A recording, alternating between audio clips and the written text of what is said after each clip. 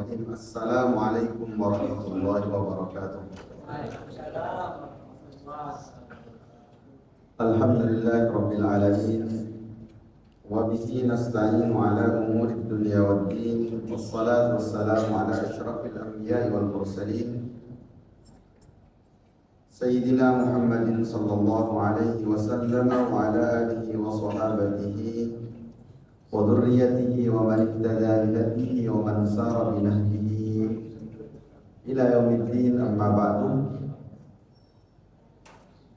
Bapak Ibu saudara sekalian, jamaah salat maghrib yang dimuliakan Allah, segala puji miliknya Allah Subhanahu wa taala, dan kepadanya lah kita minta jalan keluar dari semua urusan dunia dan akhirat kita.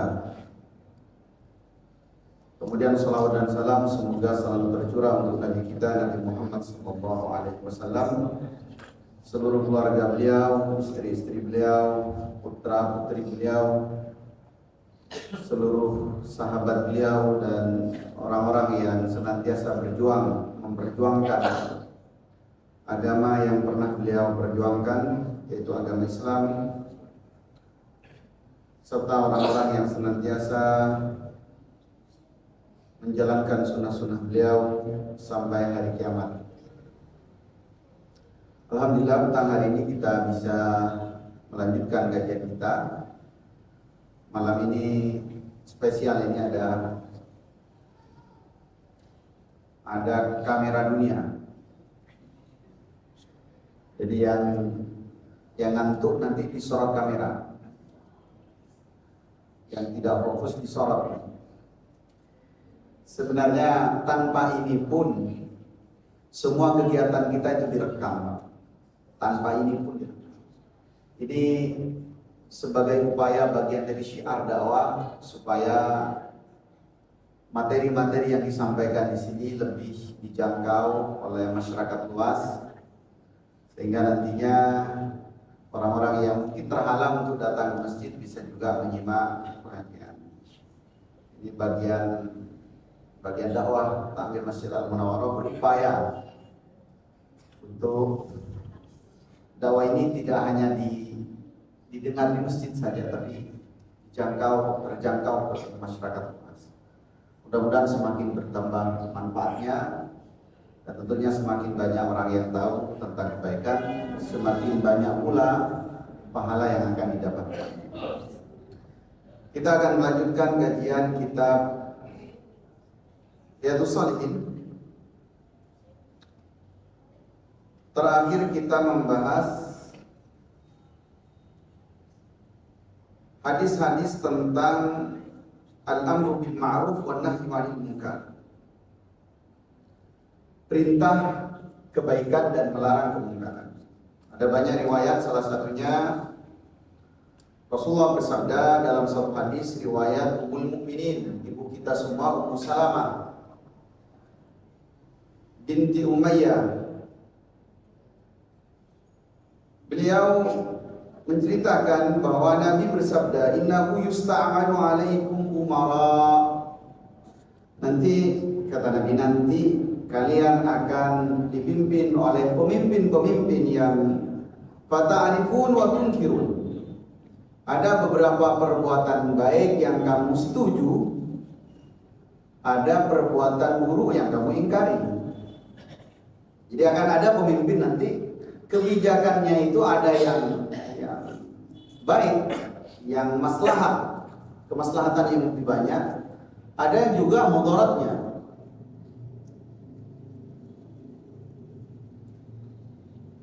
Ini seperti yang dirasakan di banyak negara manapun. Ya, ada kebijakan yang kita setuju, ada yang enggak, normal. Dan ini sabda Nabi. Kata Nabi, faman kariha faqad bari. Tapi yang terkait dengan keburukan, kebijakan yang mendolimi, menindas, atau kebijakan-kebijakan yang melanggar syariat, siapa yang kariha, benci, gak suka, faqad bari, maka dia terlepas dari tanggung jawab di hadapan Allah nanti. Dia gak ditanya. Kemudian Wa man ankara faqad aslam. Siapa yang mengingkari kebijakan itu yang buruk, ketetapan-ketetapan yang buruk, faqad aslam, maka dia selamat. Bersuara, mohon maaf Pak, ini tidak benar Pak, mohon maaf ini begini-begini. Aslam, dia paling selamat. Walakin man radiya wa taba. Tetapi nanti yang celaka adalah orang yang radiya wa taba, meridhoi keburukan itu, meridhoi kebijakan yang buruk itu, wa taba, bahkan mengikuti. Ini biasanya terjadi pada orang-orang yang sudah kehilangan basirah, pandangan positif terhadap sesuatu sudah tidak ada. Yang penting dia dapat sesuatu, yang penting dia dapat keuntungan dunia, dia diam, bahkan dia ikuti, bahkan ada keburukan yang dibela. Satu sisi karena itu, bisa jadi sisi lain, kalau yang banyak di negara kita itu yang tersandra politik,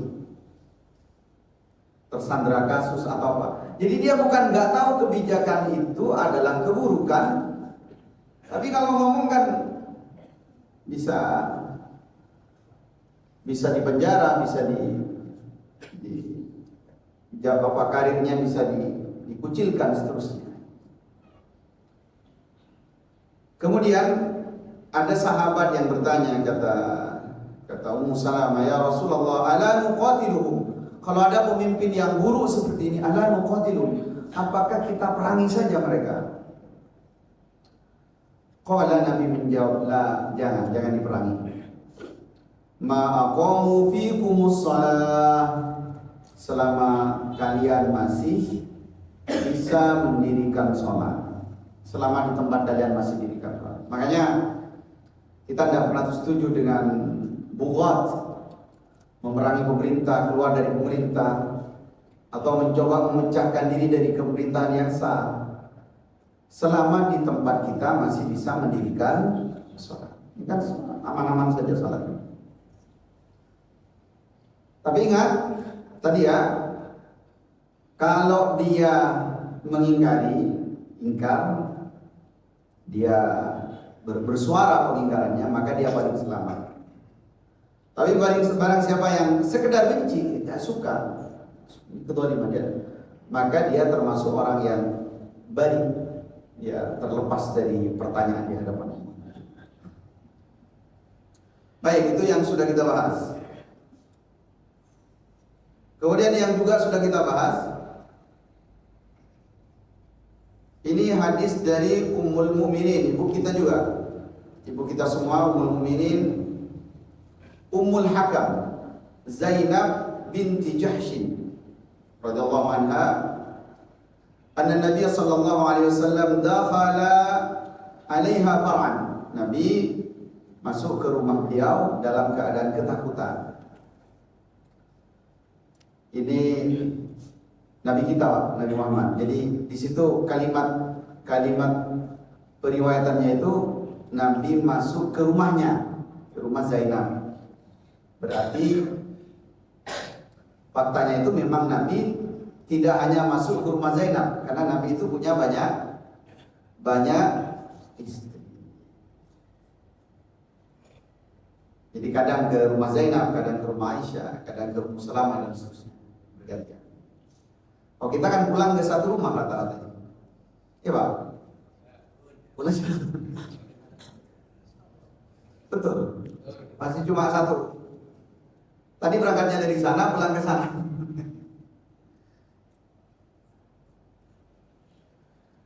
Tapi sunnah Nabi bukan cuma itu. Sunnah Nabi banyak lagi. Kemudian Nabi mengatakan wailun lil Arab, celaka bangsa Arab, min syarrin qad iqtarab, ada keburukan yang sudah teramat dekat katanya. Futihal yaum min radmi Ya'juj wa Ma'juj. Sekarang al-yaum di situ maksudnya ketika keburukan itu telah datang, itu telah dibuka benteng atau apa, belenggunya Ya'juj dan Ma'juj. Kita tahu di akhir-akhir surat Al-Kahfi itu kan yang membangun tembok terkokoh itu adalah Zulkarnain. Di ayat disebutkan atuni zubaral hadid hatta idza sawa baina as-sadafaini qala hatta idza ja'alahu naran qala atuni ufri'u alayhi turab famasta'u ayyadharu famasta'u lahu naqaba. Jadi mereka itu Ya'juj dan Ma'juj ketika dibuatkan tembok kemudian dilapisi dengan tembaga, mereka tidak bisa keluar. Famasta'u ayyadharu, mereka tidak bisa menaiki. Wa mastata'u lahu naqaba, mereka tidak bisa melubangi. Tapi fa idza jaa wa'dul akhirah, kalau sudah datang janji Allah, janji nanti yang ja'alahu dakka,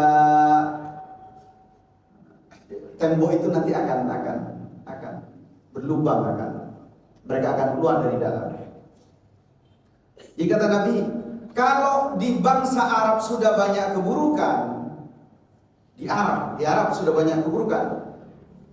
Al-yaum, pada hari itu tandanya bentengnya Ya'juj dan Ma'juj sudah mulai terbuka. Makanya sekarang kita yang bisa menilai apakah di Arab banyak keburukan. Kira-kira sekarang yang terbaru katanya ada tempat hiburan di Arab Saudi, bukan di Makkah Madinah. Kalau Makkah Madinah kan kita tahu bahwa tempat itu nggak akan didatangi oleh Dajjal. Tempat itu akan tetap menjadi tempat terbaik di muka bumi. Itu ada tempat di Saudi, tempat dijadikan tempat wisata terbesar. Semua hiburan direncanakan nanti ada di situ. Sebagiannya sudah dibuka. Nama wilayahnya Al-Ula. Itu dulu wilayah lembah yang menjadi tempat kaum Samud dilaknat. Kaumnya Nabi Saleh. Itu sekarang dijadikan tempat hiburan terbesar. Bagi saya, pandangan saya pribadi, negara-negara Arab yang paling steril keagamannya kalau kita melihat itu memang di Arab Saudi. Karena yang saya lihat itu kan Makkah Madinah kan. Kalau negara-negara yang lain sudah banyak yang keburukan itu mulai nampak. Maka kata Nabi, kalau sudah nampak keburukan itu nanti tandanya adalah dibukanya benteng Ya'juj dan kira-kira di Arab sudah banyak kan ya? Apalagi Mesir. Saya pernah di sana. Mesir itu luar biasa. Jadi orang-orang sekuler itu banyak sekali. Semua aliran ada di sana. Kemarin yang terbaru, orang-orang dari seluruh dunia, dari seluruh penjuru dunia itu mau mengirimkan bantuan melalui jalur Rafah di Mesir itu. Jadi mereka kumpulkan semua kekuatan untuk mengirimkan sekedar makanan, pakaian ke saudara-saudara kita di Gaza. Nggak bisa masuk karena diblok oleh pemerintah Mesir. Jadi tentara-tentara Mesir yang menghalangi di perbatasan. Teramat sulit keadaan. Kemudian wahallaqa bi usbu'aihi wal ibham. Nabi merapatkan mendekatkan antara ibu jari beliau dengan telunjuknya untuk mengisyaratkan bahwa keburukan itu telah dekat.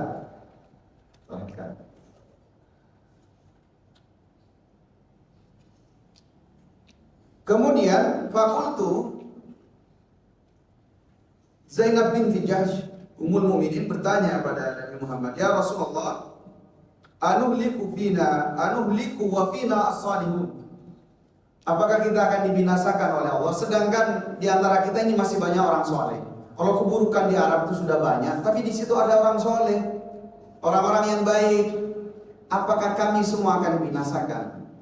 Qala, Nabi menjawab, na'am, ya, tetap dibinasakan idza kasural khubus, kalau keburukannya lebih banyak. Jadi kalau keburukannya lebih banyak, dominan.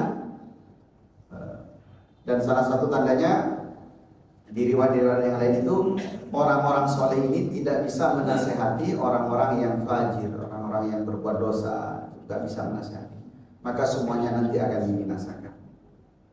Tapi saya sudah jelaskan sebelumnya bahwa ada banyak riwayat yang menjelaskan tentang dekatnya kiamat, dekatnya tanda kiamat dan seterusnya. Bahkan Nabi menyebut, ana wasa'aka hadain, saya dengan hari kiamat jaraknya seperti ini. Ternyata jarak dekat itu sudah berapa? 1447 tahun. Supaya kita nggak stres, Pak. Ya kan? Lihat tayangan video ada, oh di Saudi sudah hijau semua ini. Kayaknya 2 tahun lagi mau kiamat. Akhirnya pasang gas ya lah, Bang. Terus udah pernah kiamat. Ada yang sampai makan gak enak. Makan gak enak. Ceparan kiamat. Padahal kata Nabi, kalau di tanganmu ada biji kurma dan kamu dengar ada kabar kiamat, disuruh apa? Tanah. Dan ada riwayat yang hasan kan, selama ayat dikumandangkan di muka bumi ini masih ada orang yang menyebut Allah, maka kiamat ditunda selama 40 tahun. Ini masih, tadi masih azan, nanti isya kan? Tenang, masih 40 tahun lagi. Ya sesekali perlulah dengar ceramah ustaz-ustaz yang mengarahkan pada akhirat atau menjelaskan akhir zaman. Tapi ustaz-ustaz yang ngerti hadis, jangan yang hatiful lain, ya. Semua hadis disampaikan. Ternyata setelah dikaji banyak hadis yang dhaif, bahkan hadis mungkar. Dan memang tentang akhir zaman. Ya. Padahal dalam kajian ilmu mustalah hadis, di antara penghalang hadis dhaif bisa dipakai, itu salah satunya kalau bahas tentang akidah, tentang hari kiamat. Itu nggak boleh, hadisnya harus sahih, minimal hasan. Jadi ada beberapa ustadz yang jelaskan tentang tanda kiamat itu. Ya bagus, memang ada sebagian hadis yang sahih, ada ayat-ayat. Cuma yang dibuat sangat nakut-nakuti itu banyak hadisnya yang dhaif bahkan mungkar. Makanya tadi. Tapi hadis seperti ini bagus untuk dijadikan renungan, biar kita nggak selalu merasa kita selamanya di dunia. Kalau sampai ada perasaan seperti itu kan sangat bahaya. Kemudian jemaah yang dimuliakan Allah,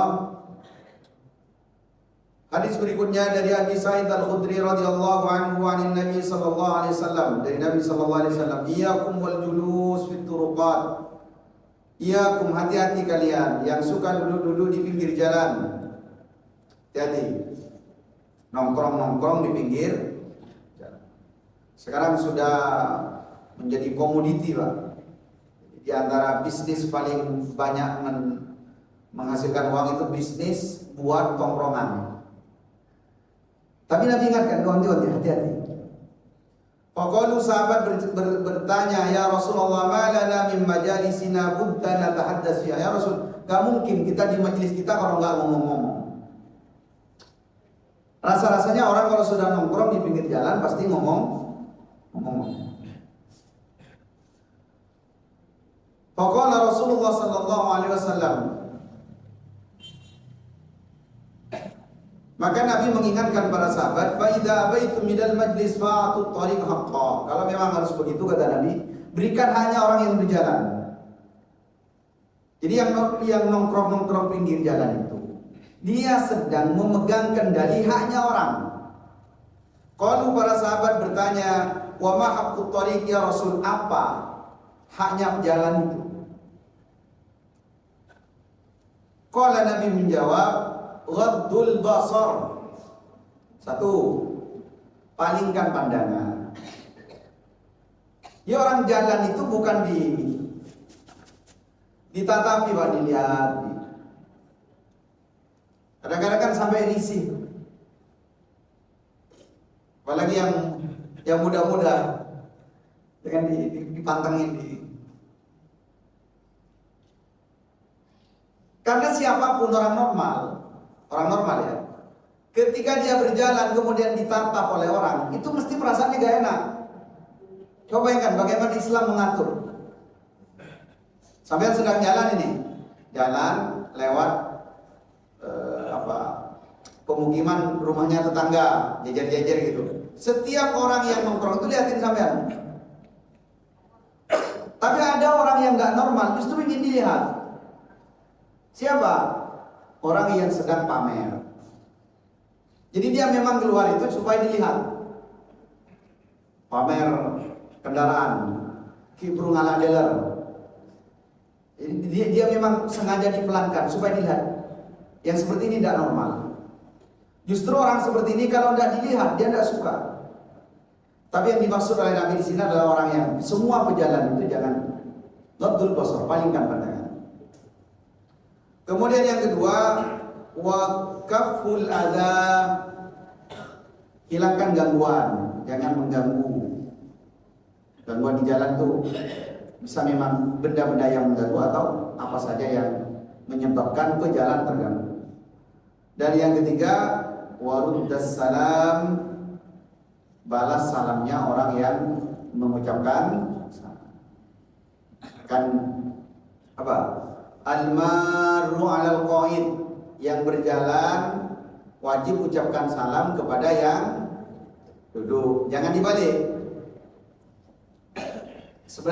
Sebenarnya kita banyak sekali sunnah yang kita tinggal. Jikalau ada orang berjalan, yang ucapkan salam yang mana? Yang jalan kepada yang duduk. Ini beda kadang, yang jalan cewek, yang duduk cowok. Yang assalamualaikum siapa?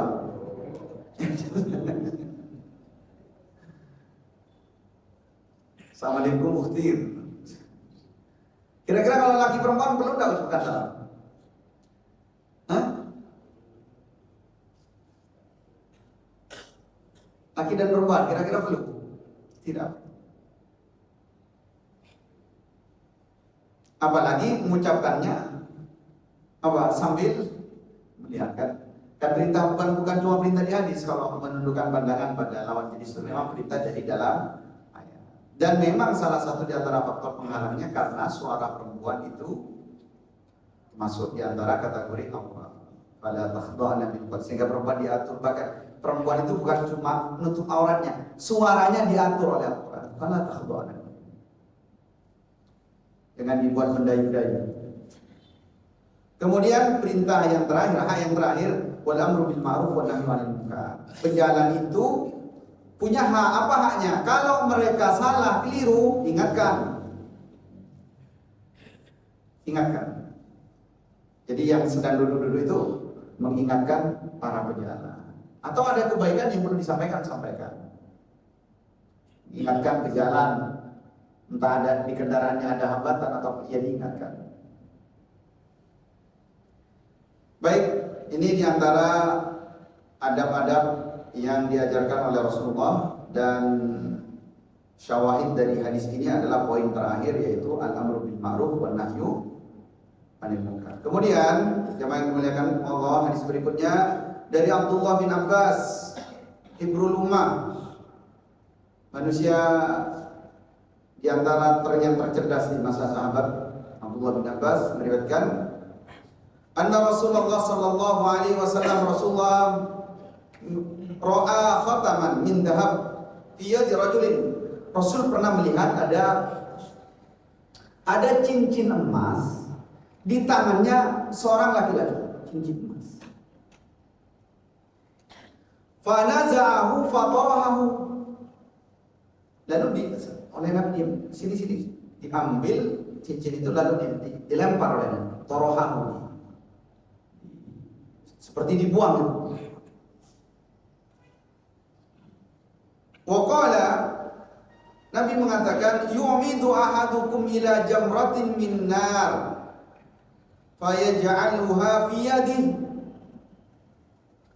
Di antara kalian itu sengaja mengambil bara api neraka lalu diletakkan di tangannya sendiri.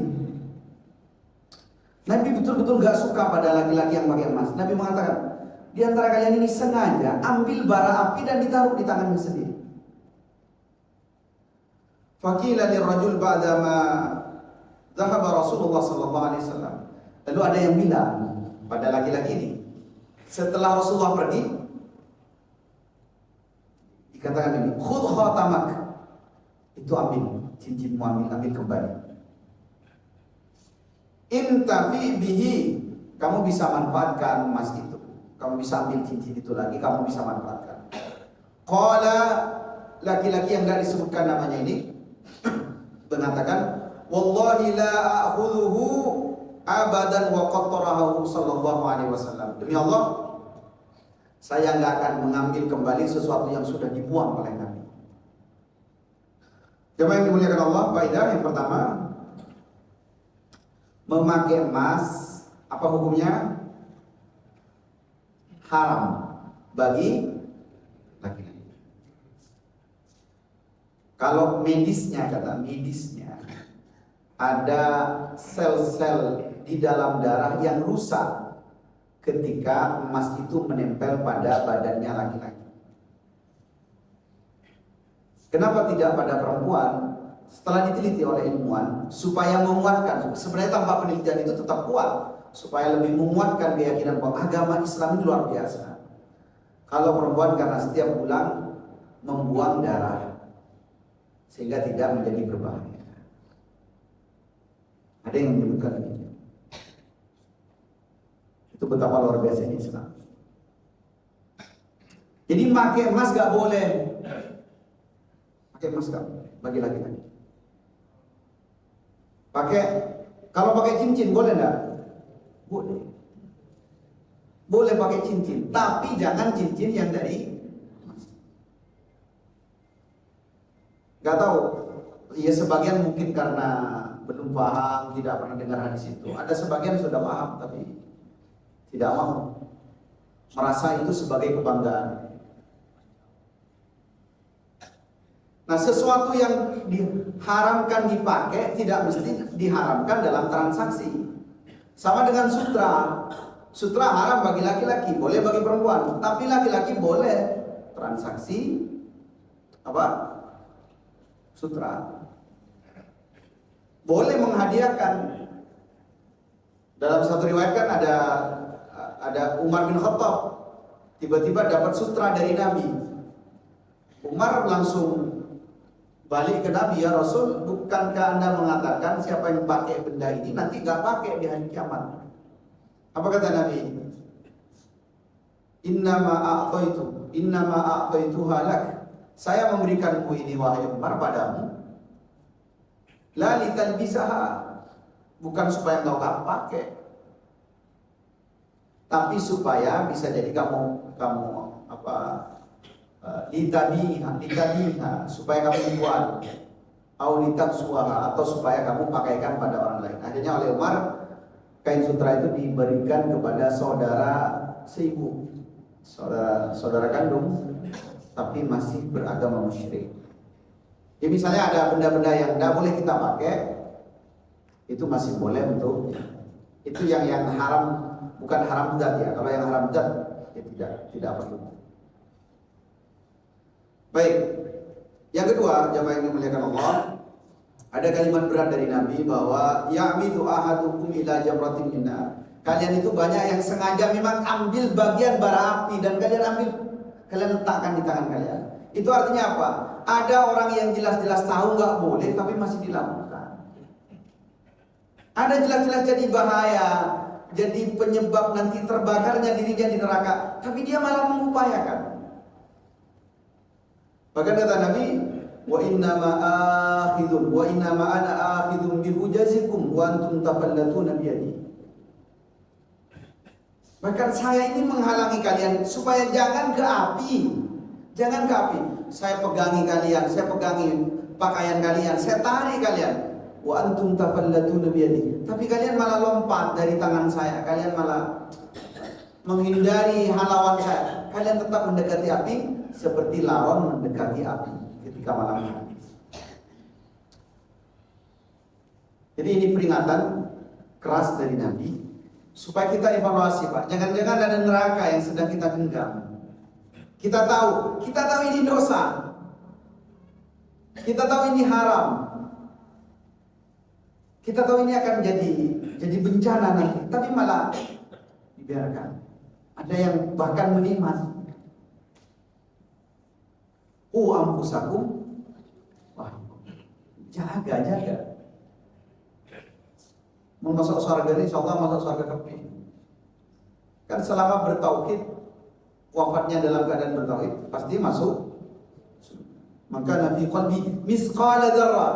Siapa yang di hatinya ada misqala dzarrah, sekecil apapun, min kalimati la ilaha illallah, dakhala al-jannah. Yang penting ada la ilaha illallah, dia tidak menuhankan.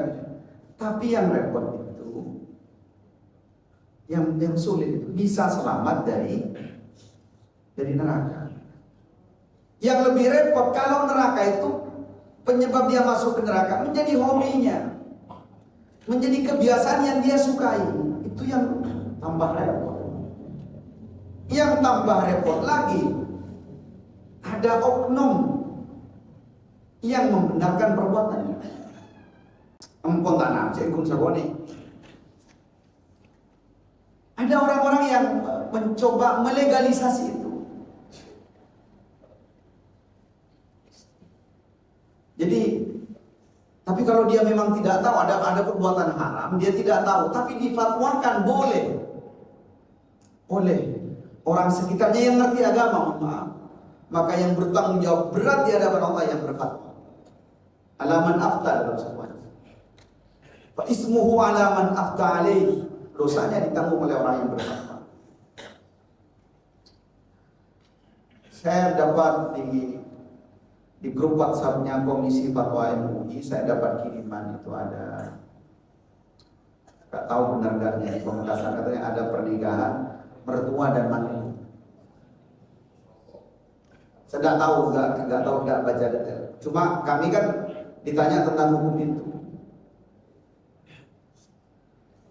Itu kan jelas bertentangan dengan ayat di surat An-Nisa itu, ayat terpanjang kedua. Hurrimat alaikum ummahatukum wa banatukum wa akhwatukum wa khalatukum wa rabaibukum allati dakhaltum bihi. Ya anak mantu yang atau mertua ya, atau sebaliknya ya. Yang kamu sudah berhubungan, bisa begini. Nih, kalau nikahi mantu ya, maka anak kita ini sudah berhubungan dengan mantu, maka kita tidak boleh nikahi mantu kalau sudah berhubungan badan. Atau nikahi apa? Nikahi anaknya istri, apa? Anak tiri. Kan ada kasus menikahi anak tiri. Jadi kita menikahi seorang perempuan, jangan kita lah. Ada laki-laki menikahi perempuan. Perempuan ini sudah punya anak perempuan juga. Nikah sudah hubungan badan. Lalu si istrinya ini wafat, dilanjutkan ke anaknya, nggak boleh. Itu nggak boleh. Itu bertentangan dengan ayat Al-Quran. Tapi yang saya khawatir, memang yang mengawinkan dan yang memfatwakan itu. Kan sebagian orang memang karena tidak tahu. Itu yang dikhawatirkan. Dan kita berkepentingan, kemarin teman-teman di Komisi Fatwa itu ditanya tentang itu.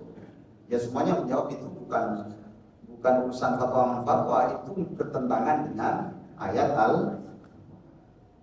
takut ada perbuatan yang haram yang menjadi hobi. Kata Nabi begitu kan. Kalian sengaja ngambil api dan ditaruh di tangannya.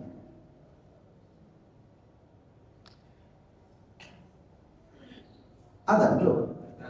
Sudah ada. Baik, kita simak adzan dulu, nanti kita lanjut sedikit.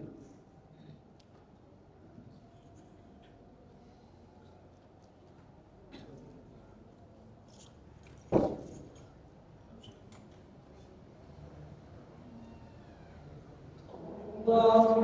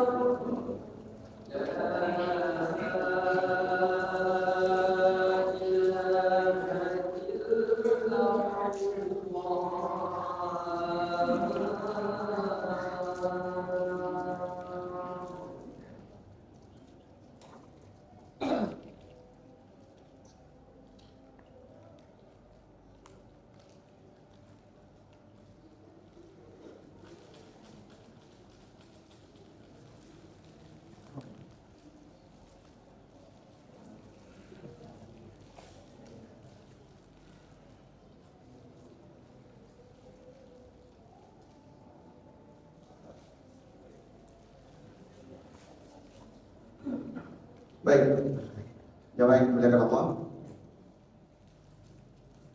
Tadi ya sengaja ngambil api. Sebenarnya secara khusus memang ini untuk pemakai emas, supaya ditegaskan bahwa pemakai emas itu sama dengan mengambil bagian bara api kemudian diletakkan di bagian itu. Kalau di sini ya amadu ahadukum, salah seorang di antara kalian itu sengaja mengambil ila jamratin minna, bagian dari api. Fa yaj'aluha fi yadihi, lalu diletakkan di sana. Nah, hadis-hadis seperti ini juga menunjukkan bahwa nanti bagian-bagian tubuh manusia itu ada yang kena siksaan khusus. Misal hadis tentang isbal itu yang menakutkan. Kalau sengaja ya, kalau sebaiknya kan masih khilaf yang terus diperdebatkan. Disengaja memang tujuannya, kalau yang lebih longgar lagi, memang tujuannya menyombongkan diri. Khuyala, menyombongkan diri. Jadi di antara kebiasaan orang Arab itu pakaian itu diletakkan sampai ke bawah mata kaki. Itu untuk menyombongkan diri. Maka kata Nabi, wa ma asfala minal ka'bain fa huwa minan nar. Yang pakaiannya melebihi mata kaki, maka itu bagian dari api. Dalam riwayat yang lain tentang orang yang berwudu, tumitnya enggak kena air. Nabi mengatakan, wailul lil aqabi minan nar. Kata Sayyidina Abu Hurairah, asbihul wudu, sempurnakan wudu. Fa inna Abul Qasim, karena sesungguhnya Nabi Muhammad Abul Qasim mengatakan, wailul lil aqabi minan nar. Celaka bagi tumit yang tersentuh oleh api neraka.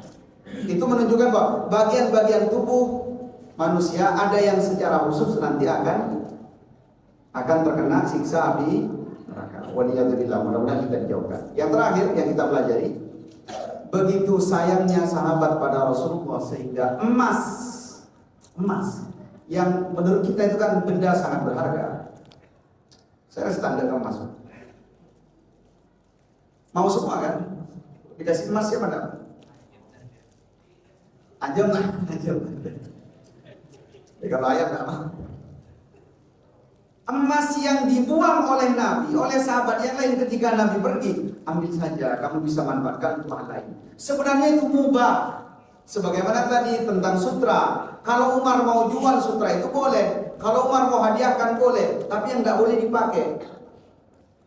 Nabi membuang itu karena Nabi nggak suka terhadap dosa itu. Tapi andai sahabat ini kemudian setelah dibuang diambil oleh dia, lalu dijual emas itu, nggak ada masalah, mubah. Tapi apa kata dia? Saya tidak akan mengambil. Wallahi la akhudhu la akhduhu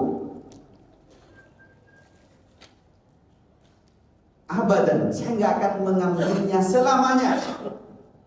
Wa qattarahu Rasulullah sallallahu alaihi wasallam. Sedangkan benda itu telah dibuang oleh Rasul. Coba. Cemburunya sahabat.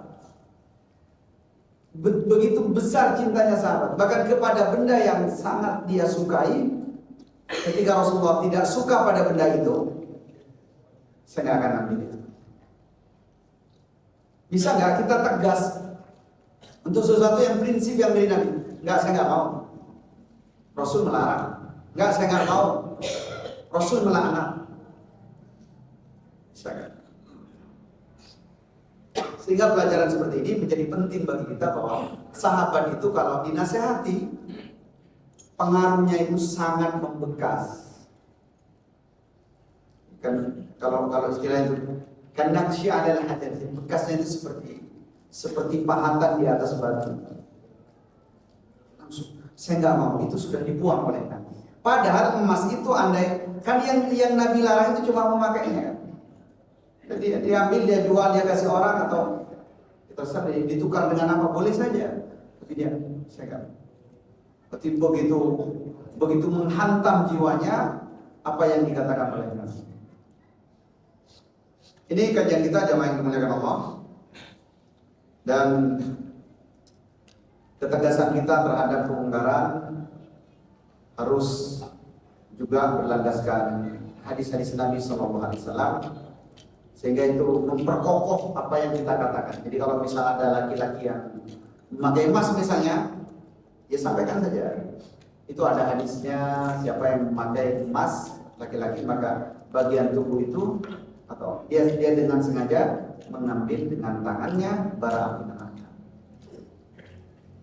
Karena kita dijauhkan dari hal-hal yang buruk, hal-hal yang dilarang oleh agama, hal-hal yang syubhat, hal-hal yang menyebabkan kita menjadi orang-orang yang dimurkai oleh Allah. Kita dijauhkan dari itu semua, alhamdulillah. Dan mudah-mudahan kita senantiasa diingatkan dengan kebaikan. Kita mengindahkan semua nasihat-nasihat yang disampaikan, baik dari Al-Quran atau dari sabda-sabda Nabi Sallallahu Alaihi Wasallam. Ada waktu berapa menit, Bang Zaid? Oke, kira 20 menit. Barangkali ada hal-hal yang perlu didiskusikan atau yang ada yang mau menambahkan, mencerita pengalaman. Baik.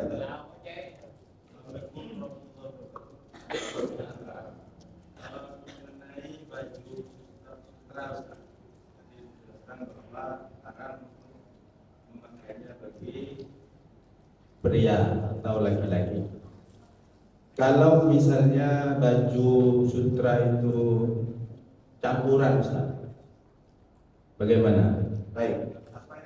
Tadi sampaikan itu apakah sutra asli atau bagaimana dengan kalau campuran? Terima kasih. Assalamualaikum warahmatullahi wabarakatuh. Baik, tentang sutra ya. Sutra ini kan kalau tidak salah kan bulu ulat.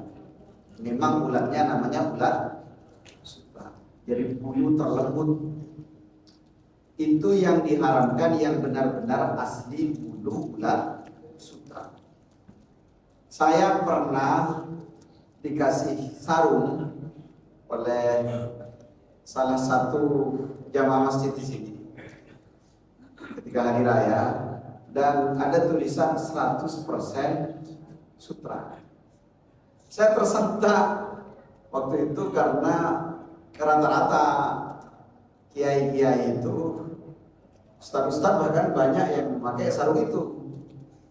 Kemudian saya kaji karena saya ketakutan juga, ini bahaya. Saya takut kalau harus nyampaikan namanya yang pakai. Saya takut juga kalau saya keliru. Akhirnya saya teliti, saya coba cari tahu, ternyata yang banyak masyhur dipakai itu bukan sutra asli dari bulu sutra. Itu katanya dari bulu kulitnya padi itu, dari bulunya sekam, bulu kecil itu yang diolah seperti itu. Makanya saya pernah.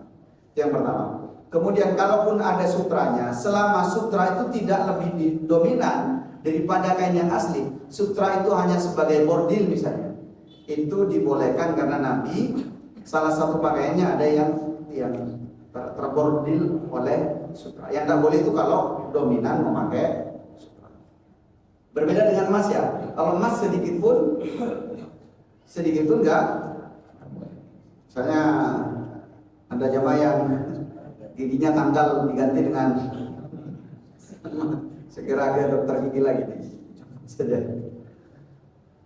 Seperti itu ya. Jadi tentang ini supaya kita tidak. Makanya nanti sekarang kan sebenarnya mudah. Kalau yang seperti ini namanya qadaya mu'asharah fi jihatin muayyan. Jadi ada status hukum yang terjadinya di masa tertentu dan di tempat tertentu. Jadi jangan tanya ulama di Arab Saudi dan Mesir kalau bagaimana hukumnya pakai sarung BHS atau Lamiri, jangan tanya ke sana. Karena di sana enggak ada merek itu gitu. Ya bagaimana fatwa-fatwa ulama-ulama di sini, dan sekarang tinggal dicari bisa di Google ya, bisa tentang bahannya supaya memastikan kalau itu bukan dari bahannya dari apa aslinya itu. Kan kita juga maunya 100% apa yang kita pakai, apa yang kita konsumsi kan steril dari yang diharamkan oleh Allah, kan seperti itu. Jadi kalau sebagian selama itu tidak dominan maka tetap dibolehkan. Allah a'lam. Korupsi ini. Sebentar. Assalamualaikum warahmatullahi wabarakatuh. Ini yang lagi viral itu yang tadi Ustaz, yang menantu Ustaz. Itu netizen banyak Ustaz. Banyak yang kenapa kok diem? Masjid Ulama Pamekasan kok diem? Kiainya diem. Katanya ulama paling banyak itu Madura itu paling banyak Ustaz, Pamekasan. Ini kenapa kok tidak ada kuarko, tidak ada? Yang jelas itu haram Ustaz. Kenapa kok diem Ustaz? Ya ini anak saya sebagai Majelis Ulama Pamekasan. Baik. Menjaga gerbang salam. Gak tahu salam pembukaan apa salam penutupan. Jadi memang yang kalau saya pribadi 3 hari ini yang tahu, biasanya kalau ada kasus seperti itu kita kumpul sesegera mungkin kumpul. Biasanya kumpulnya kalau dulu di kantor MUI di Islamic Center. Kemudian belakangan biasanya kita sering kumpul di dalamnya Rahanan, di Puncak, di pesantren Puncak. Di sana biasanya kita bahas. Kemudian nanti kita dimintai pendapat sesuai yang kita pahami, lalu dibuatkan draft, dikirim ke MUI setempat di kecamatan itu supaya diberikan nasihat seperti itu. Tapi memang karena sekarang kan begini, menfatwakan, yang berat itu yang menfatwakannya. Karena kalaupun ditanya tentang keharamannya, ya pasti haram karena itu Al-Quran. Jadi nasnya bukan doni, nas qot'i. Kalau qot'i itu enggak, sebenarnya perlu difatwakan. Kalau yang perlu fatwa misalnya kayak kemarin ada kerapan kambing.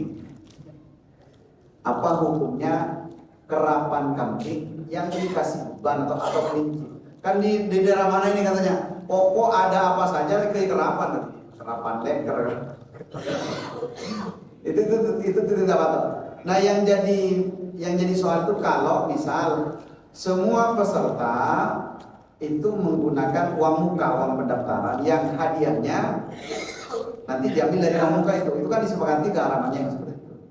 Tapi kadang kan ada muhalil, ada yang diagali pakai muhalil. Muhalil itu agar ini bisa halal seperti apa? Maka tidak semua pendaftar pakai uang muka atau apa hadiahnya diberikan dari Tuhan. Baru yang seperti itu kita kemarin memfatwakan. Tapi kalau seperti ini itu harusnya yang ngerti agama yang di sekitarnya itu yang memberikan nasihat. Takutnya soalnya orang kaya Ustaz itu Ustaz. Yang kawin sama anaknya orang kaya, katanya Ya. punya perusahaan rokok Ustaz. Wallahu alam, saya kalau secara personal dan ini kan kajian ini ya. kalau faktor itu ya wallahu alam, tapi bisa jadi. Kan kalau orang biasa kan pintu gerbangnya tidak tebal Pak, Bang. Kalau pintu gerbangnya tidak tebal kan gampang ngetoknya. Jadi assalamualaikum warahmatullahi. Kalau orang kaya kan pintu gerbangnya itu berlapis-lapis. Di pintu ini assalamualaikum, yang di dalaman lagi sulit. Jadi bisa jadi faktor itu ya. Tapi yang jelas kita orang yang ngerti agama yang sering ikut pengajian ini harus benar-benar menolak itu. Nolak seperti tadi kan bertingkat kan. Kata Nabi kan minimal babi qalbi. Kalau ada pelanggaran syariat dilakukan kan itu tetap dihukumi sebagai kemungkaran. Minimal kita menolak dengan hati. Angkat sedikit bisa dengan bisa. Kalau dengan diadihi rasanya ya harus pemerintah dan mungkin. Misal KUA. KUA itu kan kalau sampai KUA-nya menerbitkan apa? Surat itu berat, itu tanggung jawab. Kalau sampai menerbitkan itu. Allahumma alam ini sudah masuk waktu Isya. Semoga ilmu yang kita kaji menjadi ilmu yang bermanfaat. Subhanallah wa bihamdika asyhadu an la ilaha illa anta astaghfiruka wa atubu ilaik. Wassallallahu ala sayyidina Muhammadin sallallahu alaihi wasallam. Walhamdulillahirabbil alamin. Assalamualaikum warahmatullahi wabarakatuh.